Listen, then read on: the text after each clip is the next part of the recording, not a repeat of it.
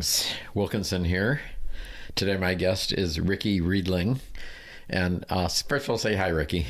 Hi, hello. Tell us a little about yourself. I made a list, and let's see, you're an actor, a writer, a producer, a director, an editor. What else are you? I just call myself a jack of all trades and master of none. And so me being the weirdo that has his TV in his closet all the time. I don't watch that much TV because I don't want to get hooked. And right. When he came in, I said, damn it, I'm hooked. Because Ricky has created BoysTown, which is a cable TV series, correct? That's correct. Let's back up here. So I want to hear a little bit about you. So tell us a little of your background and how did you get here where you are today? Well, I grew up in the small town of Winder, Georgia, and Winder, is that like Winder? Yeah, like Winder, Okay. But it's called Winder. Yeah, and of course nobody's ever heard of it. So this is like, but yeah, I had a pretty interesting childhood. I grew up in the small Southern Baptist church that my relatives helped build, and I was raised by my father. So yeah, it was there was nothing to do in this little town, but you know, I was one that was full of dreams since I was a little kid. My teacher used to write on my report card when I was in the 3rd or 4th grade that I need to quit daydreaming because all I would do is sit there and look out the window and imagine being somewhere else. So that was the thing, and I couldn't wait till I got old enough to actually get out of that town. So and I moved. How old were you when you left? I was, oh goodness, I think I was probably 19. I was 20 or 21 years old. Yeah, I was 21, 22 years old. Goodness, it's been a while. So yeah, as soon as I had the opportunity to get out, of course I did. You know, I made the mistake of getting married at a young age because I thought that it was the right thing to do for my family and my then, quote, religion. Well, yeah, Baptist boys are supposed to be married, not gay. Yeah, and of course, I got married in the little church that I grew up in. And the night before I got married, I actually went out to a gay bar in Atlanta and got drunk and threw up in the parking lot. So because you were upset about what you were about to do? Yeah, I mean, it's like the morning of my wedding. God, my dad had to drag me up out of bed. I didn't even shower before going to the church. And it was just so it was just like, oh, God, yeah. But it's just like my best man and his girlfriend, who was my best friend, they arrived and they were fighting with each other, and he just looked at me and he goes, man, you're fucking up. He's just like, you know, because he was just like mad. And so I was like, oh dear God, I can't believe I'm doing this, you know. So did you know that you were gay or have inclinations that way? Yeah, I'd had experiences before, and I always say, you know, that there's that old saying, you know, and especially it goes for in the South, the difference between a straight man and a gay man is a 6-pack of beer. So oh wow, yeah. So I need to get me down south. And let me tell you that pretty much holds a lot of truth. Yeah, there's some interesting people. Yeah, that's I'll put it at that. So, you know, but then, like I said, once I was able to get away and, you know, and move to Atlanta, you know, I started to branch out and live my life. And wait a minute, how old were you when you got married? Oh gosh, I was probably. I try not to look back on it, but I think I was probably 19 or 20 years old. So. And then how long were you married? Well, we lived together a year, and then I think it was we were married almost a year. We liked about 2 or 3 weeks being married a year. So yeah. Okay. Did you tell her you were gay? No. She found out later, but she ended up having an affair with her boss at work, and so it gave me kind of a reason to divorce her. So like, lucky you. Yeah, so lucky me. Yeah, so you went to Atlanta. The big city, and I just started having fun. You know, I started going out and meeting people, dating, and different things, and had a couple little relationships, and it was a great time. I just felt like, you know, I wanted to just explore and do things, and because, you know, I had grown up so, you know, in this small town where there was nothing to do, right. And so I just wanted to experience life. Yeah. So what did you do at that point for work or school, or what were you doing? At that point in time, I went into travel, and I used to teach travel agents, and I actually opened up the first Microsoft Expedia office that was in Atlanta. And so, yeah, it was a good experience, but in the back of my mind, I always wanted to do something in entertainment, because even when I lived in Winder, I even went to the Barbizon School of Modeling in Atlanta. And I mean, my dad dropped me there every weekend. And that is something, I would never put on my resume. But back then, I was like, when I was a kid, I was a teenager, I was like, oh yeah, this is something, big. And then I took, some acting classes on the weekends and things like that in Atlanta. So it was always with me, my passion, something that I wanted to indulge in. So when you were the third or fourth grader looking out the window, you weren't thinking of entertainment at that point. It was just getting out of Winder. Right. Yeah, because I think I have a short attention span, so it's like sitting there and listening to the teacher just for long periods of time. I just tend to tune out, and I guess I'm horrible because I tend to do that with some people as well. So it's just like, yeah. So people can be talking to me, but then if the conversation just gets uninteresting, then I just tune it out and I just go somewhere else. So yeah, that's funny because that brings a memory up for me, because I was in third or fourth grade. I must have been like 9 years old or something, like whatever that is, fourth grade.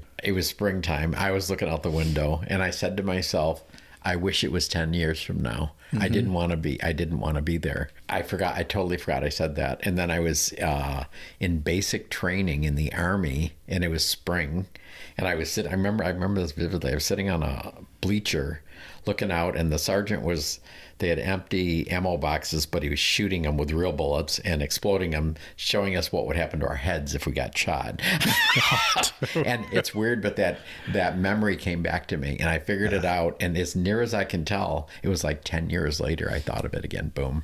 Yeah. So the question for me was, was I transported to that point, or or did the memory come back? I used to just lay in bed at night, and when I was a kid, when I had a bed to sleep in, and just be like, okay, I would just be trying to count up the years until I was old enough to get away. Escape, yeah. Yes. Huh. When did TV, film, all that stuff, when did that enter the picture? In Atlanta, a few years later, there used to be, way before you had things like Grindr and things like that, we had a phone service called the Man Line. And so I had an ad on the Man Line looking for a long-term relationship. And it was like, press 1 if you're looking for a relationship, press 2 if you're looking for sex, or press 3 if you're looking for this. And it was interesting, some of the guys I met definitely through this Man Line service. But one evening, me and my friend Tim was going to go out to this, gay country bar. And so I decided just to listen to some messages, and this guy's voice,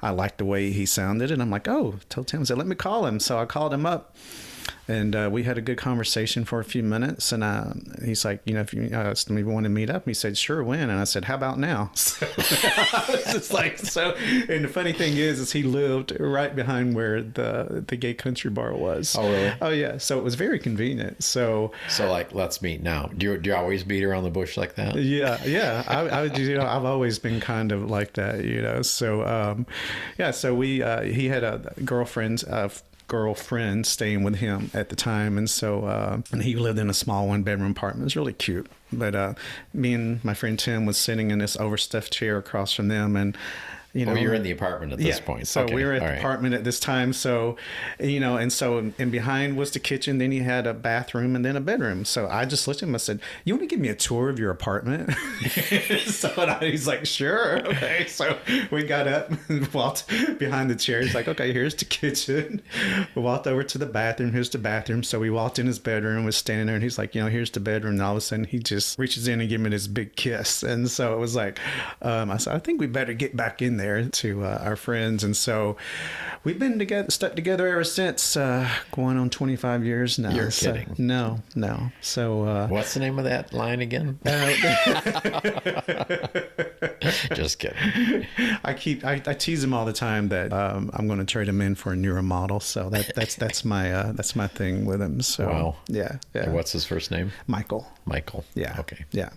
And and he's always been very supportive. We had a house together in the suburb of Atlanta, and we had talked, and I said, hey, how about us moving out to the West Coast, because I kind of lived in this area for pretty much all my life. And he's like, okay. So he got a job in Seattle with Microsoft. They relocated us. That's really not where I wanted to go. So you went to Seattle as your West Coast experience. Yeah. So moved there sight unseen. He had lived there before for work, and so he had family there as well, which he didn't mind it. So we moved to Seattle, and How long were you? Well, we moved there during the summer when it was beautiful, and then after the summer, those 2 months. Yeah. All of a sudden, like I said, I'd never been there. All of a sudden, it was like gray and rainy, and I'm like, oh, this is going to clear up. This is going to clear up. And I'm like, it never cleared up. Yeah, next summer maybe, if you're lucky. After like 2 or 3 months of this, I'm like, I can't take it. And so I got an offer from a friend back in Georgia, in Atlanta, to go into a business with her to take over a business. And so I went back to Atlanta, and because he was actually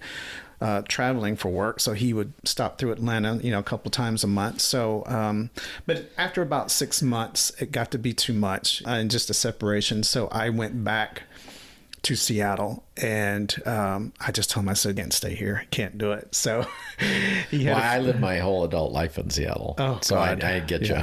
No. And because I have to have sun, even though I'm not out in it, I have to have some sunshine. And so he had a friend in Southern California that he came down and interviewed for a job. And he got the job. We relocated, and pretty much the rest is history. And so when I finally was able to get to California, I felt like, hey, this is my opportunity to, really jump into the business and stuff. So I immediately just started doing a lot of like student films or any films I could find to work on, a lot of background work. There was an old show called Jag that I remember I drove 60 miles each way doing non-union background work, just trying to get vouchers to join the union and stuff. So what does that mean? Because you've heard of SAG-AFTRA. Oh yeah. So there's only two ways that you can get into the union, and one is that if you work background and you are able to get a voucher, and the voucher what is background? Background. So like if you're watching a film and you see like all the these extras people, and all like that? the extras. Okay, gotcha. Yeah. It's just another name for extras. So So I did a lot of that on so many different TV shows and things like that. And then of course I said I did student films. I worked on some pilots that never saw the light of day, and after that I got really just kind of frustrated. It's like working on these things that never made it off the cutting room floor. And so one morning I woke up 2 or 3 o'clock in the morning. I couldn't sleep, and I had this idea for a pilot, a TV pilot. And so I started writing it, and I had half of the script written that morning. And so wow.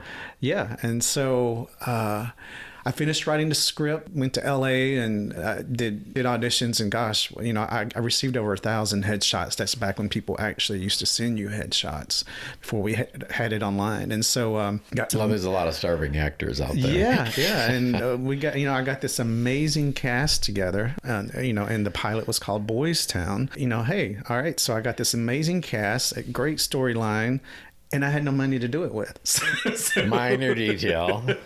So, just a little minor detail. So I looked up and found the cinematographer that was looking to get his first big project made. And then, he worked dirt cheap, and, and I get audio equipment and get audio guy. And so we got the pilot made, and said this is back in 2003 2004, and I shopped it around to the couple of the gay networks that were here, and of course they didn't have really the money to put into it. It was crazy. This low budget thing went on to make a film festival. I put it out on DVD, and we got a fan base off of it, which was shocking. So and this is back when DVD. DVDs. So one episode done at that point. Yeah, one episode. All and so after trying to shop it around, I just laid it to rest, and I just moved on, and I decided, hey, I want to do a feature film, and I wrote a feature film called Heels, like high heels. And Heels will always be special to me because about 2 weeks into filming, my father passed away, and we had to take some time off, and it ended up taking us almost a year to get. Pretty much a year to get the film made, and 2 days before the last day of filming, my sister was killed in a car accident. Wow.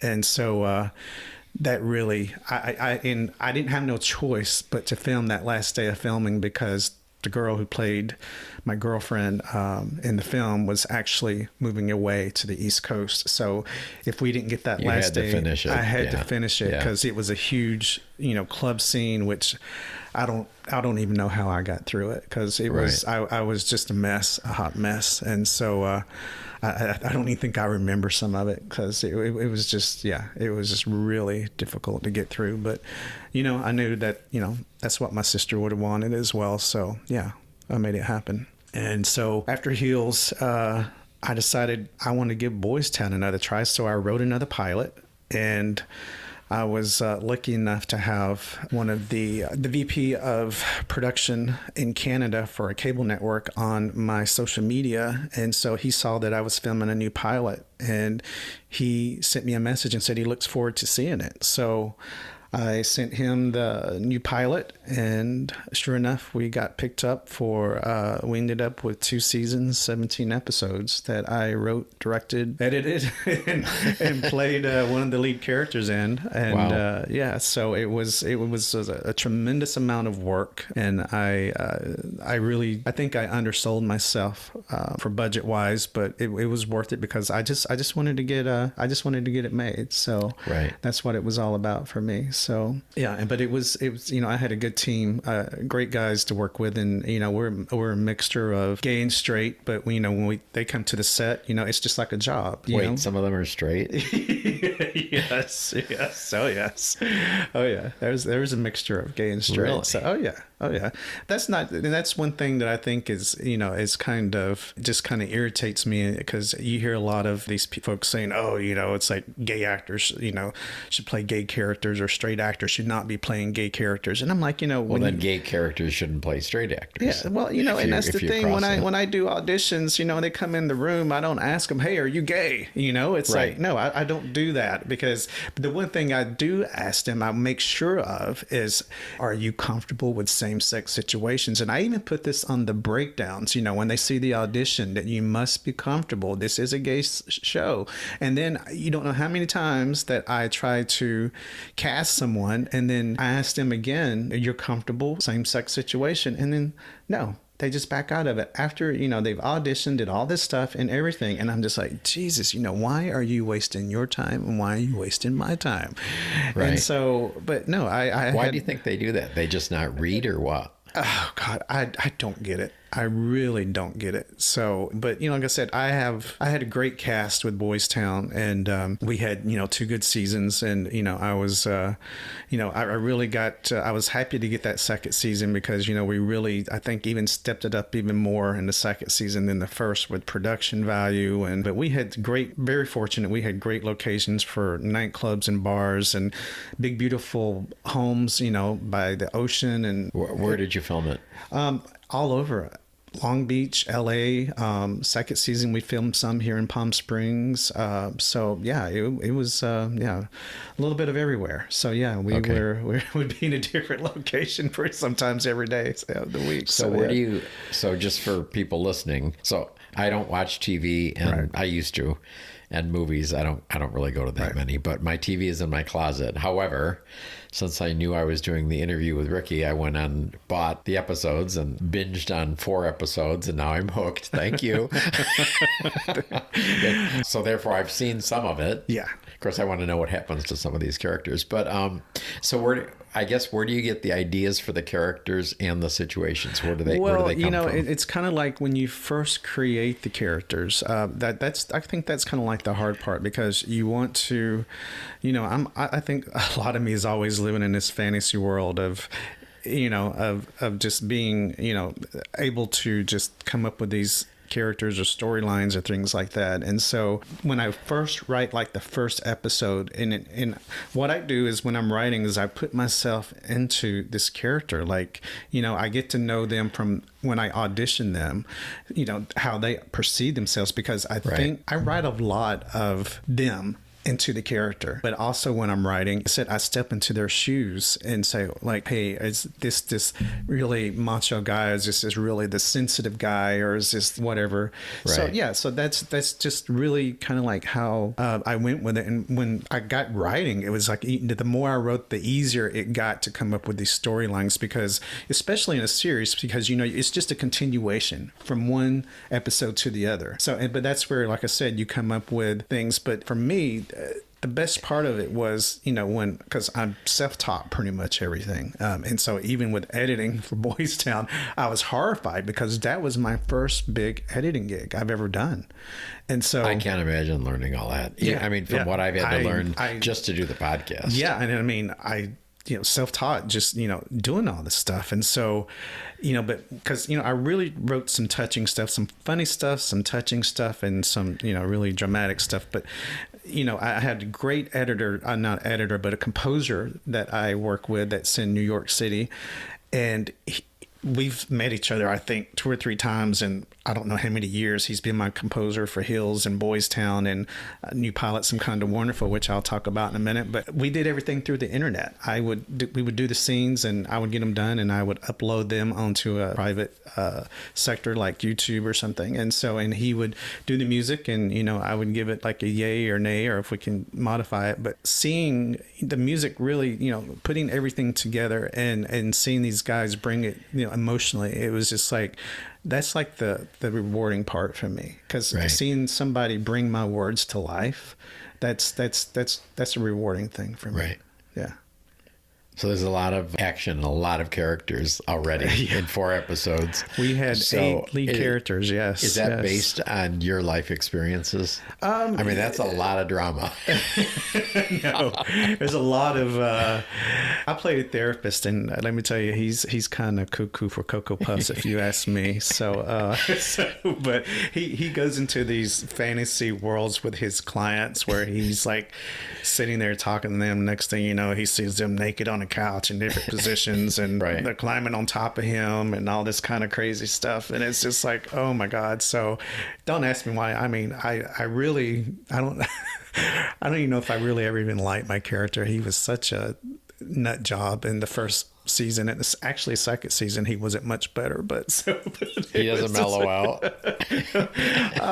I think the second season he mellows out a little bit. Yeah. So but it was, you know, I have no regrets over anything. You know, like I said, it was such a wonderful experience, and get to work with them. And like I said, and folks can find BoysTown on the main place to find it is on Amazon Prime. Right. You know, like I said, that's where I found it. Yeah, and you know, like I said, we originally were on Out TV cable network in Canada, and that's where you know, it originated from. And so, but yeah, it's on several different platforms out there. But and by the way, we'll add all of the links in the episode notes, so we can take care of all that. So it was a really good experience, and like I said, I have no regrets over it. And I was just appreciative. You know, I got the right for these guys, and you know, and they hung in with me for 2 seasons. So. Right. How many people were in the whole series? Like, what was the number for your cast? Do you know? Any idea? Oh gosh, no, because you're talking supporting actors and all these things, and what did you call them, extras, background? I mean, dozens. Oh yeah. Oh yeah, I was always continually casting for supporting roles and trying to pull in for, you know, getting, you know, people for background scenes, like for the club scenes and things like that. So yeah. Right. So you have a new project coming up. Yes, tell me about it. I have a new project. It's called Some Kind of Wonderful, and that's filmed where? It was filmed right here in Palm Springs. Well, that's appropriate. Yes. Well, you know what? For me, I'm like, oh, this would be amazing because I don't have to travel. I'll just have everyone come to me. And so I wrote this new pilot, and so when I wrote it, I had in mind some of the guys that I worked with in BoysTown that I actually brought into the new pilot as, lead characters. And so I brought 3 in from BoysTown that I worked with that I knew would work well, because they all worked, very well on set together and stuff. And so, but amazing cast for this new pilot. I got to work with Greg Louganis, Ann Walker, Rosemary and Newell Alexander from Sordid Lives, Pandora Box from RuPaul's Drag Race, David Pesner. Gosh, just so many people. I hate to leave out names. And of course, my lead cast, Eric Dean and Patrick Tatton and Jeff Marcelletta, who all have amazing credits as well. So, but yeah, just amazingly talented people. And we filmed this pilot. It was an insane shoot. We filmed the pilot in 3 days. We did two locations every day for 3 days, and it was intense, I have to say. And so, but we've to this point, we have made, I think, 35 film festivals, screened at 35 festivals, won over a dozen awards, and I'm still in that pitching process, trying to get this thing picked up. And I'm not a quitter. I'm not one to take no for an answer. Yeah. So what's it about? Some Kind of Wonderful. It's based upon these 3 guys that moved from LA. They were all good friends, and they decided to move out to the desert, thinking it's this sleepy little retired community, and so, but Palm Springs is not that for sure. So it's kind of like the interesting things that they get involved in, and the chaos and adventure. It's really a great a comedy, romantic comedy is what it is. And so, but the characters are just fun. And then the one character, Sam, his brother comes to move in with him and doesn't know he's gay. And so, he ends up,